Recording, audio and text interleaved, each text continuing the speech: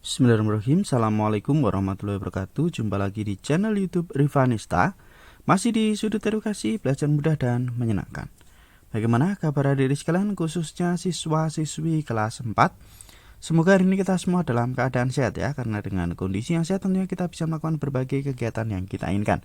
Dan dengan kondisi yang sehat pula, pastinya kita bisa belajar bersama untuk membahas materi dan juga soal-soal dari buku penilaian Bu Pena untuk SD atau MI kelas 4, Jilid 4C, tema 6 cita-citaku. Dan kita kali ini masih di subtema 2 ya. Subtema 2 itu hebatnya cita-citaku, pembelajaran yang ketiga. Nah, oke. Di sini dimulai dari muatan bahasa Indonesia, menjelaskan langkah-langkah menulis puisi ya. Jadi cita-cita yang ingin kamu capai itu dapat dijadikan ide untuk membuat puisi. Apa itu ide? Ide adalah gagasan untuk melakukan sesuatu, termasuk menulis puisi. Lah, itu dinamakan ide. Nah, salah satunya dengan cara kita berimajinasi ya. Jadi, berimajinasi itu perlu dilakukan oleh pengarang saat akan membuat puisi. Nah, bagaimana langkah-langkah dalam menulis puisi di sini dijelaskan ada 5 ya. Yang pertama, siapkan alat tulis untuk menulis puisi, siapkan kertas dan juga pulpen. Kemudian yang kedua, tentukan tema dan juga judul puisi. Tema merupakan gagasan utama puisi, sedangkan judul berupa kata atau susunan kata yang mewakili isi puisi. Kemudian yang ketiga, perhatikan pilihan kata yang digunakan dalam puisi. Pilihan kata yang digunakan sebaiknya sesuai dengan tema puisi. Selain itu, akan lebih baik jika kata-kata yang digunakan adalah kata kiasan ya, misalnya indah diganti dengan kata elok. Nah, misalnya seperti itu. Kemudian yang keempat, tuliskan puisi sesuai imajinasi dan pikiranmu. Dan yang kelima, bacalah puisi buatanmu berulang-ulang. Tujuannya agar apa? Agar kamu dapat mengetahui jika ada kata-kata yang kurang sesuai dengan isi puisi sehingga kamu bisa memperbaikinya. Nah, itu langkah-langkah dalam menulis puisi ya. Nah, selanjutnya di sini ada sebuah puisi ya, karya dari Oktora ini di Ayo Berlatih ya. Nah, kita nanti diminta untuk menjawab 4 buah pertanyaan ya terkait dari puisi ini. Oke, saya baca terlebih dahulu ya. Judulnya adalah Sang Penuang. Kau tuliskan semua yang kau tahu. Kau tuangkan ilmu dalam lembaran-lembaran. Kau bangun jendela dunia dalam sebenda buku. Kau inginkan aku untuk tahu segala pengetahuan. Kau membantuku membuka ruang dunia yang luas. Kau mengajakku selidiki rahasia dunia. Kau menggugah hatiku untuk ketahui alam semesta. Kurasa kau begitu mengagumkan. Darimu ku mengerti banyak hal. Kelak, jika ku jadi kau, ku curahkan seluruh kemampuanku untuk berikan yang terbaik bagi penerus bangsa. Nah, itu ya puisinya. Kemudian di sini ada pertanyaan yang perlu kita jawab ya. Yang pertama, apa tema puisi tersebut? Nah, puisi itu temanya tentang apa? Nah, di sini udah saya tuliskan ya, adik-adik sekalian ya. Jadi, tema puisi tersebut adalah peran seorang penulis ya yang berisi ilmu pengetahuan ya. Kemudian soal nomor 2, jelaskan makna kata-kata yang bercetak miring pada puisi tersebut. Nah, ini kata yang bercetak miring. Kau membantuku membuka ruang dunia yang luas. Lah, maknanya apa? Maknanya hal yang ditulis ya bisa berupa buku atau artikel itu memberikan ilmu kepada pembaca. Itu untuk soal nomor 2. Lanjut ke soal nomor 3, tuliskan kata-kata sulit dalam puisi tersebut lalu carilah makna kata tersebut ya. Di sini ada kata jendela dunia ya. Maknanya yaitu ungkapan untuk buku. Buku itu jendela dunia ya, diungkapkan seperti itu.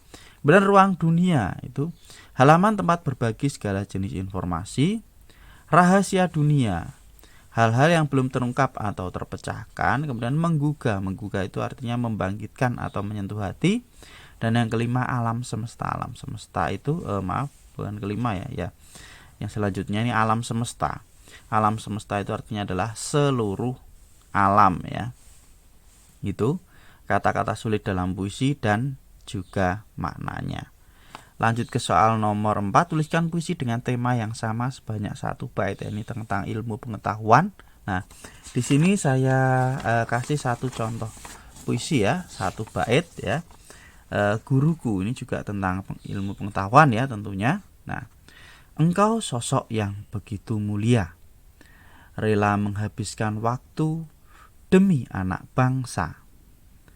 Tak kenal lelah, tak pernah menyerah, demi mencerdaskan anak negeri dengan semangat tanpa henti. Lah ini ya, contoh 1 bait puisi ya yang hampir sama, intinya temanya masih tentang ilmu pengetahuan, yaitu seorang guru. Kalau tadi yang dituliskan Oktora adalah tentang buku ya yang memuat banyak sekali ilmu pengetahuan. Nah, oke adik-adik sekalian, sekarang kita ke muatan IPS ya. Ini tentang manfaat sumber daya alam bagi kehidupan ya, seperti yang kita sudah pelajari ya. Sumber daya alam itu ada yang dapat diperbarui dan ada juga yang tidak dapat diperbarui. Tentunya setiap sumber daya alam tersebut sangat bermanfaat bagi kehidupan manusia. Nah, sumber daya alam sendiri di Indonesia itu sangat beragam ya. Nah, keragaman ini dipengaruhi oleh apa? Dipengaruhi adanya bentang alam di suatu wilayah. Misalnya, sumber daya alam sayur dan buah itu banyak terdapat di dataran tinggi. Kalau perikanan biasanya di daerah dataran rendah ataupun pantai ya, atau laut ya. Nah, itu. Nah, ini ada contoh ya. Contoh sumber daya alam dan manfaatnya. Yang pertama, ini sumber daya alam yang dapat diperbarui ya. Ada sayur dan buah. Ini manfaatnya untuk apa? Bahan pangan sehari-hari, komoditi yang memiliki nilai ekonomi, kemudian bahan baku, berbagai olahan makanan seperti keripik, selai, dan manisan. Kemudian ada tanah liat. Ini manfaatnya, tanah ini memiliki nilai ekonomi, kemudian bahan baku kerajinan seperti tembikar dan genting ya. Genting itu atap rumah, biasanya digunakan untuk atap rumah. Kemudian ada hewan. Hewan manfaatnya bisa diambil telurnya, misalnya ayam ya, kemudian diambil dagingnya juga. Kalau untuk diambil susu diolah menjadi bahan makanan biasanya sapi ya, bisa diambil susunya. Kambing juga bisa. Kemudian selain itu manfaat dari hewan, tenaganya untuk membantu pekerjaan manusia seperti kerbau untuk membaca sawah. Kemudian kotorannya dapat diolah menjadi pupuk organik. Itu sumber daya alam yang dapat diperbarui. Sedangkan yang tidak dapat diperbarui ya, contohnya ada batu bara dan minyak bumi ya. Batu bara itu sebagai bahan bakar untuk beberapa jenis alat transportasi ya. Kemudian bahan baku untuk industri baja, sumber energi pembangkit listrik. Sedangkan minyak bumi ya, minyak bumi itu sebagai bahan bakar untuk mesin atau kendaraan.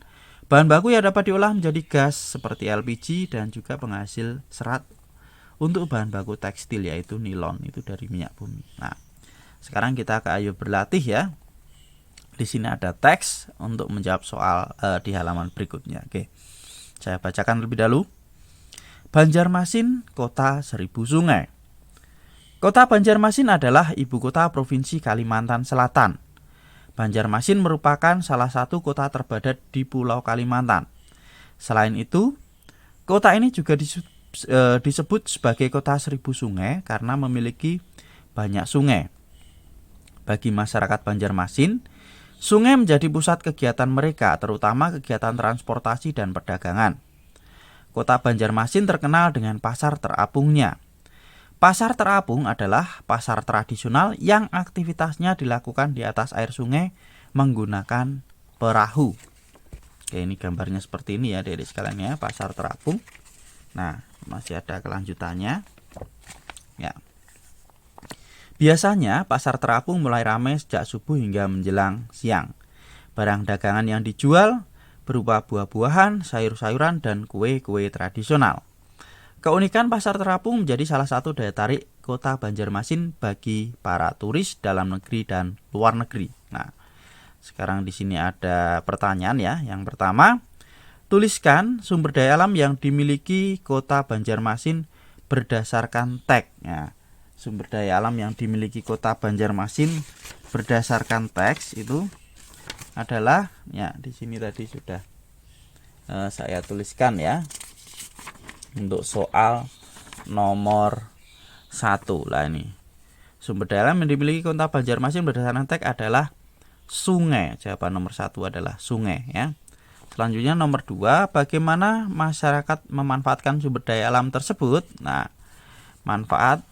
cara masyarakat memanfaatkan sumber daya alam tersebut adalah memanfaatkannya untuk keperluan transportasi dan perdagangan ya tadi ya sebagai pasar terapung. Kemudian nomor 3, tuliskan manfaat sumber daya alam tersebut bagi lingkungan sekitar. Lah, manfaat sumber daya alam tersebut bagi lingkungan sekitar adalah membuka lapangan pekerjaan bagi masyarakat sekitar dan memperkenalkan kebudayaan. Silakan kalau terlalu cepat bisa di-pause terlebih dahulu. Oke, kita lanjutkan ke muatan pelajaran berikutnya yaitu PPKN KD 3.3. Ini menjelaskan pentingnya persatuan dalam keragaman ya. Jadi Indonesia sendiri itu memiliki banyak pahlawan dengan bentuk perjuangan yang berbeda-beda ya. Namun mereka semua berjuang dengan cita-cita yang sama yaitu persatuan bangsa Indonesia. Nah, kita sebagai generasi penerus bangsa harus mempertahankan kemerdekaan dengan kegiatan-kegiatan positif. Lah, tentunya harus dilandasi dengan semangat persatuan dan kesatuan. Nah, ini contoh sikap bersatu dalam mengisi kemerdekaan. Yang pertama, kerja bakti membersihkan lingkungan sekitar bersama masyarakat, melaksanakan piket kelas bersama teman-teman, bekerja sama dalam menyelesaikan tugas kelompok, berteman dengan siapa saja tanpa membedakan suku dan agama, menjenguk teman yang sedang sakit, menolong teman yang terjatuh dari sepeda, dan melakukan diskusi kelompok secara musyawarah dan mufakat. Itu contoh sikap bersatu ya dalam mengisi kemerdekaan. Nah, di sini ada kinerja proyek, adik-adik sekalian diminta untuk mengamati sikap bekerja sama di lingkungan sekitar. Nah, silakan dibuat kelompok, kemudian lakukan pengamatan di lingkungan sekitar ya. Bisa di sekolah ataupun di sekitar rumah. Nah, kemudian untuk yang nomor 3 di sini, hasil pengamatanmu harus mencakup hal berikut: lingkungan pengamatan, kerjasama, bentuk kerjasama, manfaat dari kerjasama tersebut, kemudian akibat jika kerjasama tersebut tidak dilakukan. Nanti akan saya berikan satu contoh ya. Misalnya di lingkungan sekolah. Nah, ini lingkungannya misalnya di sekolah, kerjasamanya apa, bentuk kerjasama apa, sampai akibat jika kerjasama tidak dilakukan. Nah, setelah itu nanti adik-adik bisa lakukan pengamatan selama seminggu ya, bisa dilihat.